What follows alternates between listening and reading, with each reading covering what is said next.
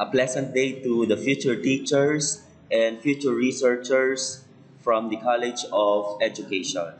This day, we'll be learning the methods and procedures in conducting your future researches. But before that, let us first answer this question. What is the difference between research design and research method? By the way, chapter na ito is the link between the past and the future. Kung mapapansin nyo, during the first chapter of your research, you already conducted a review of the related literature that is all about the past. At dun sa chapter 3 and 4, you'll be discussing the results and the conclusion of your researches. But here in this chapter, the procedures, the methods in research, it is the link. Ito yung nagdudugtong sa past at sa present ng inyong mga magiging future researches. Actually, research design is a plan to answer your research question. Plano ito. Pag sinabi nating research design, ito yung plano papaano ninyo sasagutin ang inyong mga research questions na na-formulate nyo na dun pa lang sa unang chapter ng inyong research. While a research method is a strategy used to implement that plan. Kapag sinabi naman nating method, ito na yung iba't ibang mga paraan papaano ninyo ma-i-implement yung inyong magiging plano. Research design and method are different but closely related because good research design ensures that the data you obtain will help you answer your research question more effectively. So the next question that you have to answer is, which research method should I choose? It depends on your research goal. It depends on what subjects and who you want to study. Let's say, for example, you are interested in studying what makes people happy or why some students are more conscious about recycling on campus. To answer these questions, you need to make a decision about how to collect your data, and that is your research method. Here are some of the most frequently used methods used. We have the observation or participant observation, surveys, focus groups, interviews, experiments, second data analysis, mixed method, or the combination of some of the above. One particular method could be better suited to your research goal than others because the data you collect from different methods will be different in quality and quantity. For instance, surveys are usually designed to produce relatively short answers rather than the extensive responses expected in qualitative interviews. So, mas mahalaga talaga na sakto o swak na swak doon sa inyong mga research questions kung ano ang research method na gagamitin ninyo. Dahil ang research method ay ang siyang magiging paraan para masagot ang inyong research question. Mahalaga na alam natin papaano sagutin ang ating research questions gamit ang ating mga research method. Dahil kapag nagkamali tayo ng paggamit ng research method, maaaring hindi natin masagot ng tama kung ano ang hinahanap ng ating research goals o ng ating research questions.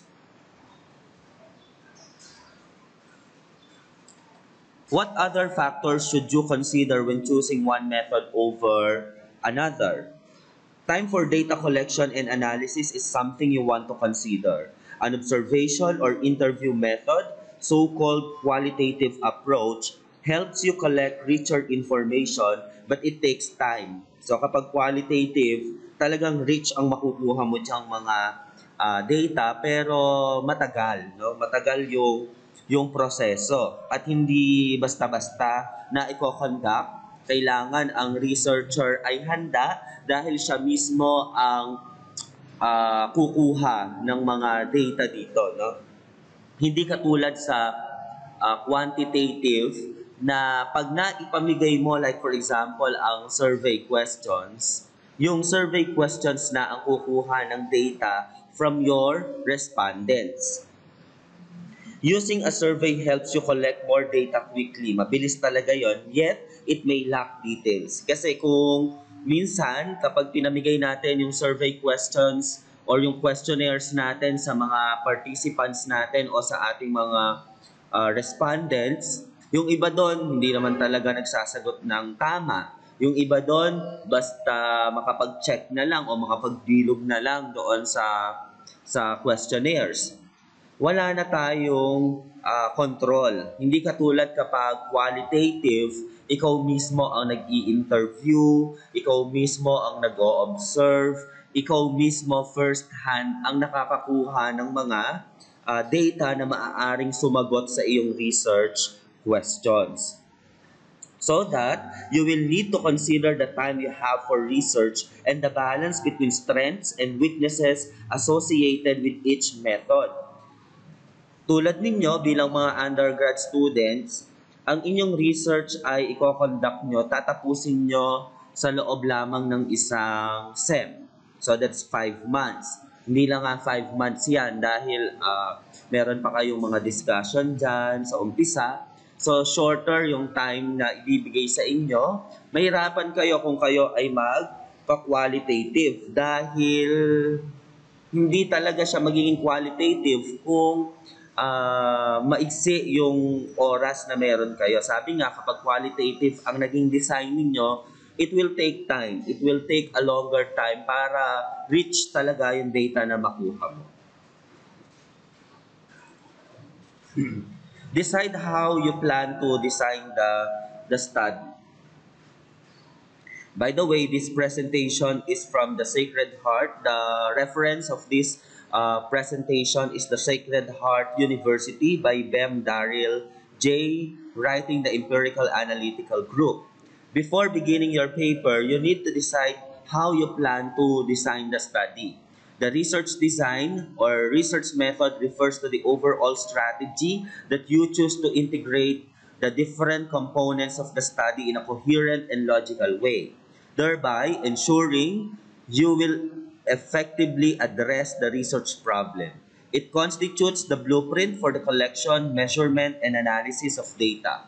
Note that your research problem determines the type of design you can choose. Talagang nakadepende doon sa inyong research problem kung ano ang magiging research method na gagamitin ninyo. Like for example, kung ang research question ninyo ay sabihin lang o i-describe lang kung ano ang profile ng mga respondents. Usually, nakikita ko to sa mga undergrad researches, no?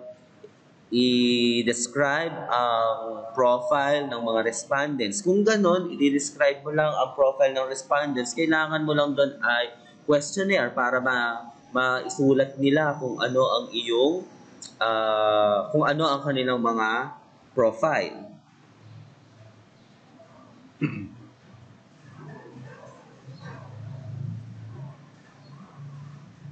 Alright, so this time we'll be having the different types of design or method that you could use. Actually, marami pang iba't ibang klase ng method na pwede ninyong gamitin. Pero ito yung ilan sa mga pwede ninyong i-consider in conducting your research. By the way, the function of a research design is to ensure that the evidence obtained enables you to effectively address the research problem as unambiguously as possible. In social sciences research, obtaining evidence relevant to the research problem generally entails specifying the type of evidence needed to test a theory, to evaluate a program, or to accurately describe a phenomenon. However, researchers can often begin their investigations far too early before they have thought critically about what information is required to answer the study's research questions without attending to these design issues beforehand. The conclusions drawn risk being weak and unconvincing, and consequently will fail to adequately address the overall research problem. Okay, so we move on to the different methods that you can use in conducting your research. The first one is the action research. The essentials of action research design follow a characteristic cycle whereby initially an exploratory stance is adopted, where an understanding of a problem is developed and plans are made for some form of interventionary strategy. Then the intervention is carried out, during which time pertinent observations are collected in various forms. The new interventional strategies are carried out and the cyclic process repeats, continuing until a sufficient understanding of the problem is achieved. So dito sa action research, usually ginagawa ito sa classroom based, ang action research. Kung saan, kapag may nakitang problema, for example, si teacher, iisip na siya ng pwedeng maging solusyon. Yun yung tinatawag nating action. Meron siyang action na ibibigay to solve a particular problem at titignan niya kung effective ba o hindi yung action na ibinigay niya. So kung hindi siya effective, iisip siya ulit ng panibagong action, paulit-ulit lang yon hanggang sa ma-achieve kung ano yung dapat na ma-achieve in the action research. So laging mayroong action na ibinibigay in a particular problem. Or kung hindi man problem, kung enrichment man yan, pwede ring action research yun. Hindi naman porke sinabi nating action research ay puro problema na. Hindi porke sinabi nating research, puro problema na yung sinosolve natin. Sometimes, discovery ito. Sometimes, enrichment nga, yung mga bagay na hindi naman problema pero gusto natin bigyan pa rin ng action para mas maging maganda. Yan. So that's action research. Meron kang intervention na ipapasok para ma-achieve mo yung gusto mong ma-achieve. At kung di mo pa siya na-achieve, hanggang cyclic lang yan, iisip ka ng panibagong action, tapos i-implement mo ulit yung action na yon hanggang sa ma-achieve mo yung gusto mong mapuntahan. Then the next one is the case study. A case study is an in-depth study of a particular research problem rather than a sweeping statistical survey. It is often used to narrow down a very broad field of research into one or a few easily researchable examples. The case study research design is also useful for testing whether a specific theory and model actually applies to phenomena in the real world. It is a useful design when not much is known about a phenomenon. Yan. So kung wala pang masyadong pag-aaral o wala pang masyadong knowledge tungkol sa isang phenomena, pwede tayong magkaroon o pwede kayong mag-conduct ng case study. Like for example, ngayon, sa na-experience natin in the field of education, in the new normal, we are using most of the schools in the Department of Education are using the modular approach. Meron din namang gumagamit ng online approach. Pero bagong-bago ito sa atin sa Pilipinas dahil hindi naman natin ito nararanasan noon. Most of the schools in the Philippines dati ay puro face-to-face ang approach natin. Then we also have the causal method. Causality studies may be thought of as understanding a phenomenon in terms of conditional statements in the form, if X, then Y. So, kung siya ay X, then Y. This type of research is used to measure what impact a specific change will have on existing norms and assumptions. Most social scientists seek causal explanation that reflect tests of hypothesis.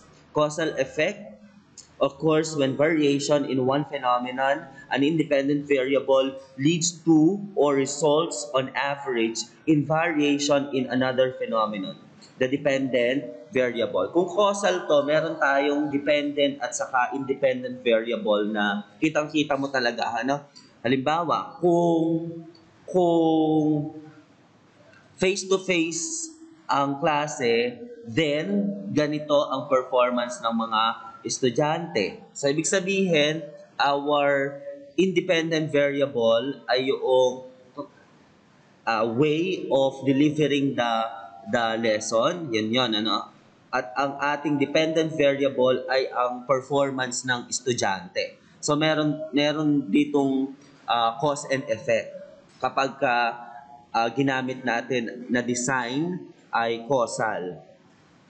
What do these studies tell you? Kapag causal causal researches. Causality research designs helps researchers understand why the world works the way it does through the process of providing a causal link between variables and eliminating other possibilities. Kapag ito ang ginamit mo, tinitignan mo lagi yung ano ba yung naging dahilan, ano yung cause, bakit naging ganito. So replication is possible in causal research also, and there is a greater confidence that the study has internal validity due to the systematic subject selection and equity of groups being compared. The next one is the descriptive. Descriptive method. Maraming gumagamit sa atin ito sa education. We use the descriptive method. Descriptive research help provide answers to the questions of who, what, when, where, and why associated with a particular research problem. Kapag ayan ang gusto niyong sagutin, then you go to the descriptive method. A descriptive study cannot conclusively ascertain answers to why. Descriptive research is used to obtain information concerning the current status of the phenomena and to describe what exists. Ano ba ang nag-e-exist? Yan, para descriptive, pwedeng gamitin yan. With respect to variables or conditions in a solution. And so what do this type of research method tell us? The study or the subject is being observed in a completely natural and unchanged natural environment. Ayan. Noobserbahan lang natin sila. Wala tayong binabago sa environment nila. Hindi katulad kanina sa action research. Meron tayong ibinibigay na action. Dito sa descriptive, wala. Noobserbahan mo lang kung ano ang nangyayari sa tunay na buhay. Ano ang nangyayari sa iyong kapaligiran. Dinidescribe mo lang yon, Through experiments whilst giving analyzable data often adversely influence the normal behavior of the subject. Through this method, maoobserbahan natin ano talaga ang behavior, ang normal behavior ng ating mga subject. Like for example, ano ang normal behavior ng mga estudyante during break time? Ano ang behavior ng mga teachers when they were in the faculty room. Yan. Kapag nagmi-meeting, kapag mayroong faculty meeting, what is the normal behavior of the teachers? Yan. Mga pwede nating maging klase ng study. Descriptive research is often used as a precursor to more quantitatively researched designs. The general overview giving some valuable pointers as to what variables are worth testing quantitatively. If the limitations are understood, they can be a useful tool in developing a more focused study, and descriptive studies can yield rich data that lead to important recommendations. Yan. Kaya pala maraming gumagamit ng descriptive method is because rich data ang nakukuha natin dito at nagkakaroon tayo ng mas magandang recommendations. Then the next one is the experimental method. So what is the definition and purpose of experimental method? It is a blueprint of the procedures that enables the researcher to maintain control over all factors that may affect the result of an experiment. In doing this, the researcher attempts to determine or predict what may occur. Experimental research is often used where there is time priority in a causal relationship, there is consistency in a causal relationship, and the magnitude of the correlation is great. The classic experimental design specifies an experimental group and a control group. Kapag experimental yung ginamit natin, pwede tayong magkaroon ng control group at saka experimental group. Dalawang grupo, and then merong iba't ibang klase ng experimental design, you will discover that kung gusto nyo talagang mag-engage sa ganitong klase ng method, merong iba't ibang klase ng experimental method. Ano? Merong nagbibigay muna sila ng pre-test sa umpisa, dun sa dalawang grupo, kasi pwedeng 2 group, pwede rin namang 1 group ang experimental, pwedeng 4 group, meron pa nga ayun yung Solomon's 4 group, no? Yan yung pinaka prestigious among the experimental methods na meron tayo, the Solomon's 4 group experimental design. 4 na grupo 'yon. Okay? Ano naman ang sinasabi sa atin ng experimental design? Experimental research allows the researcher to control the situation. In so doing, it allows researchers to answer the question, what causes something to occur? Permits the researcher to identify cause and effect relationships between variables and to distinguish placebo effects from treatment effects. Experimental research designs support the ability to limit alternative explanations and to infer direct causal relationships in the study. An approach provides the highest level of evidence for single studies. Kasi experimental nga yan, kung ano ang kinalabasan, yun na talaga yung magiging resulta niyan. At meron kang ebidensya dyan. Ano yung ebidensya mo dyan? Yung post-test result, halimbawa, ng inyong dalawang grupo. Kasi like for example, you want to implement a strategy in teaching mathematics, for example. Gusto mong mag-try ng isang strategy sa mathematics at gusto mo siyang maging experimental. Meron ka halimbawang ginamit na algedisk. Ayan, meron kang mga ginamit na materials. Yung isang grupo, pagagamitin mo nun, and then yung isang grupo ay hindi mo pagagamitin.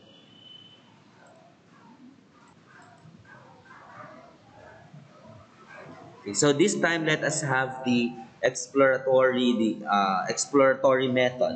An exploratory method is conducted about a research problem when there are few or no earlier studies to refer to. Yan. Kung wala pang mga studies, pwede mong i-explore yung particular subject na yon. Then the focus is on gaining insights and familiarity for later investigation or undertaken when problems are in a preliminary stage of investigations.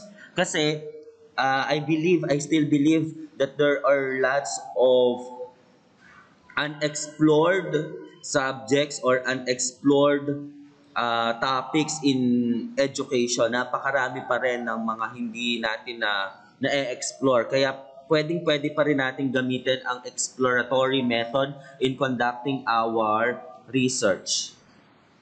Then we also have the historical method.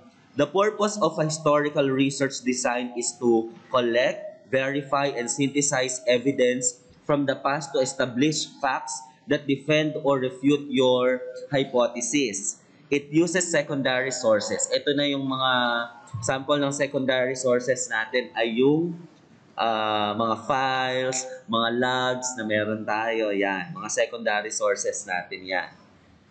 And a variety of primary documentary evidence such as diaries, official records, reports, and non-textual information tulad ng maps, pictures, audio, and visual recordings. But we have to ensure that all these secondary sources are valid and reliable. Hindi po pwede na kung saan-saan lang nanggaling yung mga secondary sources natin. And the limitation is that the sources must be both authentic. Dapat original, hindi po pwede na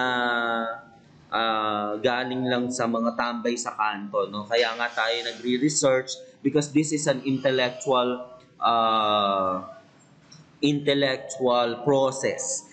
Ibig sabihin, pagmumulan ito ng mga known facts, so dapat tama siya, no? The historical research design is unobtrusive. The act of research does not affect the result of the study. Pwede rin to sa education ang historical natin, ano? Like for example, alamin niyo paano kailan nagsimula ang Laboratory High School ng San Isidro Campus. Ayan, pwede. Okay? At marami pang ibang klase ng studies na pwede nyong gamitan ng historical method as your method in conducting your research. The next one is the observational. This type of research design draws a conclusion by comparing subjects against a control group. In cases where the researcher has no control over the experiment, there are two general types of observational designs. In direct observations, people know that you are watching them. Yan, direct yan. Ano? Kapag direct, alam nung inoobserbahan ninyo na inoobserbahan nyo sila. Kapag naman indirect, syempre, hindi nila alam. Ano? Hindi nila alam na inoobserbahan pala sila. Tulad, for example, during your observation, during your field study, nag-observe kayo ng mga klase sa public schools, alam ng mga teachers and students na inoobserbahan nyo sila. So kapag ganun, medyo nababago yung behavior ng teacher, nababago yung behavior ng mga estudyante dahil alam nila na inoobserbahan mo sila. Pero kung indirect yung observation, hindi nila alam na inoobserbahan mo sila, then yung behavior nila normal yon, normal. So mas maganda yung makukuha mong data kapag indirect yung observation. Yan, so pwede talaga yung observation. Sometimes yung observation, ipinapartner natin yan sa questionnaires or sa mga surveys na ginagawa natin para ma-validate natin yung nakuha nating data from the questionnaires. Then we also have the philosophical method, understood more as a broad approach to examining a research problem than a methodological design. Philosophical analysis and argumentation is intended to challenge deeply embedded, often intractable assumptions underpinning an area of study. This approach uses the tools of argumentation derived from philosophical traditions, concepts, models, and theories to critically explore and challenge. Like, for example, the relevance of logic and evidence in academic debates, to analyze arguments about fundamental issues, or to discuss the root of existing discourse about a research problem. Yan. Pwede tayong gumamit ng philosophical design, pero medyo malalim ito kapag philosophical design. Kasi, titignan mo na yung iba't ibang mga filosofiya. At, di ba, nung pinag-aralan natin ng philosophy, sabi, the real understanding of philosophy is to understand one's philosophy and not to question their philosophy. Mahirap yun, ano, na kung kahit na hindi ka agree sa filosofiya niya, iintindihin mo pa rin yung filosofiya niya para maintindihan mo ang philosophy. Yung ganyan, ano, kaya medyo malalim talaga ang pag-aaral ng filosofiya. Pero pwede pa rin talaga yan sa education, ano? Dahil bawat isang teacher may kanya-kanyang philosophy in teaching, may kanya-kanyang philosophy in applying techniques and strategies. Kaya maganda pa rin tignan natin yan. Ano? Gamitin natin ang philosophical method in conducting your research. Then we also have the sequential design. Sequential method is that which is carried out in a deliberate stage approach, where one stage will be completed, followed by another, then another, and so on, with the aim that each stage will build upon the previous one until enough data is gathered over an interval of time to test your hypothesis. Dito naman sa sequential, may sequence. No? Maaari may phase 1, phase 2, phase 3, ganyan yung pagkoconduct ng research. And what do these studies tell you? Ano sinasabi sa atin ng sequential method? The researcher has a limitless option when it comes to sample size and the sampling schedule. Due to the repetitive nature of this research design, minor changes and adjustments can be done during the initial parts of the study to correct and hone the research method. So kapag sequential, pwede pala tayong magbago ng konti. No? Kung may makikita tayo na pwedeng i-improve. Yan. So those are some of the methods na pwede ninyong gamitin in conducting your research. How important it is to have a good methodology section? Gaano ba kahalaga na good ang methodology section natin? You must explain how you obtain and analyze your result for the following reason. The method section of a research paper provides the information by which a study's validity is judged. The method section answers two main questions. Ano yung questions na yun? Number one, how was the data collected or generated? And how was it analyzed? Dito sa chapter na ito, dapat nasagot ng malinaw yung dalawang tanong na ito. And the writing should be direct and precise and written in the past tense. Okay. An effectively methodology section should, number one, introduce the overall methodological approach for investigating your research problem. So that means, is your study qualitative or quantitative or a combination of both? Dapat na-introduce mo yan, qualitative ba siya, quantitative ba siya, o combination ng dalawa? Are you going to take a special approach such as action research? Ayan. So, kung meron kang a special approach, sabihin mo na, i-introduce mo na kung ano yung mga gagamitin mo para mas maintindihan ng mga readers natin yung iyong method. The next, indicate how the approach fits the overall research design. Your method should have a clear connection with your research problem. Mahalaga yun, ano, na i-connect mo yung iyong research method sa iyong research problem. That is the most important factor that you have to consider. Kasi nga, sabi natin, ang research method mo ay ang paraan papaano mo sasagutin ang iyong research questions. In other words, make sure that your methods will actually address the problem. One of the most common deficiencies found in research papers is that the proposed methodology is unsuited to achieving the stated objective of your paper. Next one, describe the specific methods of data collection you are going to use, such as surveys, interviews, questionnaires, observation. Lahat yon dapat ay na-describe mo. Kung survey yan, anong klase ng survey? Describe how it was originally created or gathered and by whom. Kung yan naman ay secondary source, halimbawa, survey noon, result ng survey noon, and then gagamitin mo ulit, isabihin mo naman kung saan mo yun kinuha. Okay? O kung meron kang source dun sa questionnaire mo, may reference ka, sabihin mo kung ano yung reference mo. Okay? And then explain how you intend to analyze your results. Will you use statistical analysis? So definitely kung quanti yan, quantitative method o design ang ginamit mo, meron kang statistical method na gagamitin dyan. Pero kung qualitative naman yan, siyempre wala namang statistical analysis na wala ka namang computation na gagawin. Ano? So ipaliwanag mo rin yon. Will you use specific theoretical perspective to help you analyze a text or explain observed behaviors? Dapat nasasabi mo yan. Then, provide background and rationale for methodologies that are unfamiliar for your readers. Very often in the social sciences and in education, research problems and the methods for investigating them require more explanation or rationale than widely accepted rules governing the natural and physical sciences. Be clear and concise in your explanation. Huwag niyo nang paikot-ikutin pa.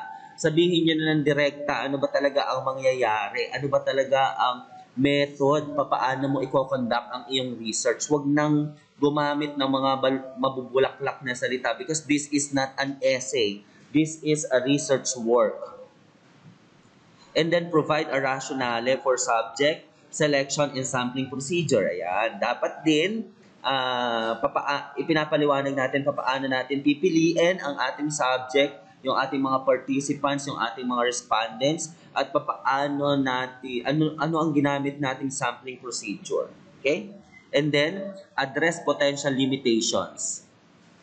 Siyempre, sinasabi din natin yan, di ba, sa chapter 1 pa lang, ano yung limitation ng ating study. Sinasabi natin yan. And then dito naman sa research method, ina-address natin ang ating mga potential limitations. And I also would like to give emphasis on this. Sa research method, dapat i-state din natin yung tawag dito, yung ating mga potential ethical issues. Yan. Kasi tao yung ating subject dito sa education. Pwedeng tao, pwedeng teachers yan, pwedeng estudyante yan, pwedeng administrators, pwedeng parents, or other stakeholders in the school. Meron tayong mga potential ethical issues na dapat i-address dyan. Ano? Kailangan meron tayong waiver kung mga estudyante yan. Meron tayong permit from the higher ups ng ating mga teachers. So we have to secure all of those. And you have to take note that once you have written all of those elements of the method section, subsequent revision should focus on how to present those elements as clearly and as logically as possibly. The description of how you prepare to study the research problem, how you gather the data, and the protocol for analyzing the data should be organized chronologically. For clarity, when a large amount of detail must be presented, information should be presented in subsections according to topic. Yeah. How about the problems to avoid? Number 1, irrelevant detail. The methodology section of your paper should be thorough but to the point. Do not provide any background information that does not directly help the readers to understand why a particular method was chosen, how the data was gathered or obtained, and how it was analyzed. Yung kung irrelevant naman yung detail, huwag nyo nang isama. Matatansya nyo naman yan. Ano? Kapag medyo naguguluhan na kayo doon sa binabasa nyo o sa ginagawa ninyo, itanggalin nyo na yon. Kasi irrelevant yon. Ibig sabihin, kasi nakakagulo na siya. O kaya naman, i-improve para maging relevant doon sa inyong method. Then the next one, na pwede nating mga problema ito na dapat nating i-avoid, iwasan, unnecessary explanation of basic procedures. Remember that you are not writing a how-to guide about a particular method. You should make the assumption that readers possess a basic understanding of how to investigate a research problem on their own. By the way, kapag gumawa tayo ng research, expect natin na ang babasa nito, tulad ninyo, undergrad research yung gagawin ninyo. So, ang future readers nyo dyan, maybe ay yung mga undergrad na kasunod nyo din, o kaya naman yung mga teachers. So, ilagay nyo na sa isipan ninyo na sila ay meron ng basic knowledge. Kung basic procedure lang naman yan, na pwede nang hindi i-explain, wag nyo nang i-explain, ano? Kasi those are unnecessary explanations already. Then the next one is the problem blindedness. It is almost a given that you will encounter problems when collecting or generating your data. Do not ignore these problems or pretend they did not occur. Yan. Minsan kasi yung mga researchers natin, meron ng problemang nakita, hindi pa pinapansin. Kaya nagkakaroon tuloy ng problem blindedness. Kung may problema kayong na-encounter, agad-agad, solusyonan nyo na yung problema nyo na yon. Dahil baka lumala pa. Baka maging cause pa yon para mag-failed ang inyong research. So do not have this, the problem blindedness. Yung pagbubulag-bulagan, masama yon, ano? Then, the literature review. Anong ibig sabihin ng literature review? Just as the literature review section of your paper provides an overview of sources you have examined while researching a particular topic, the methodology section should cite any sources that informed your choice and application of a particular method. So, meron din tayo literature review sa method. Halimbawa, kung yan ay descriptive. Saan ba ginagamit kadalasan ng descriptive? Paano ba ginagamit ang descriptive? So, pwede tayong magkaroon ng konting literature review sa ating method. And then, the last one is, it's more than sources of information. Minsan kasi na-overwhelm tayo, sobrang dami ng information na gusto nating ilagay, sumusobra tuloy, no? Nagkakalabo-labo tuloy. A description of a research studies method should not be confused with a description of the sources of information. Such a list of sources is useful in itself, especially if it is accompanied by an explanation about the selection and use of the sources. The description of the project's methodology complements a list of sources in that it sets forth the organization and interpretation of information and emanating from those sources. Yeah. So kapag sobra na, tama na. Eh, kailangan yung tamang-tamang information lang ang ilagay natin, isama natin dito sa ating research method. So those are the problems that you have to avoid. Actually, you will be encountering lots of problems in conducting your research, pero kailangan lang ay maganda ang plano para kapag in-implement nyo na yung inyong research, kinonduct nyo na yung inyong research, eh minimal na lang yung inyong mga magiging problema. Statistical designs and tests.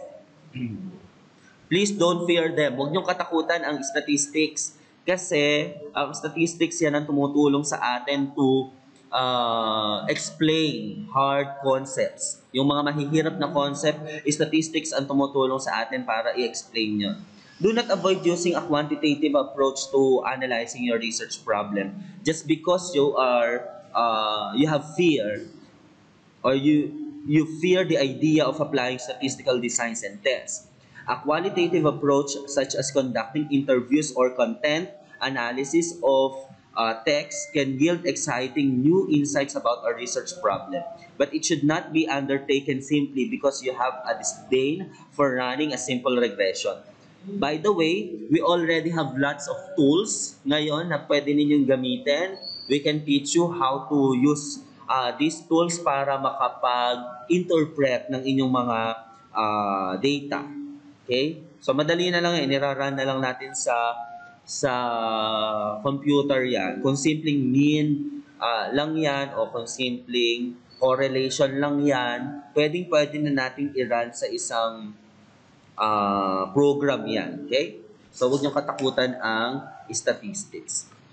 So, I guess yun muna ang pwede nating ma-share for the methods and procedures in conducting your research. I hope that nakatulong sa inyo yung discussion natin in this webinar. Thank you very much for listening and I wish you all good luck in conducting your own respective researches in the future. Good luck, future teachers and researchers. Thank you.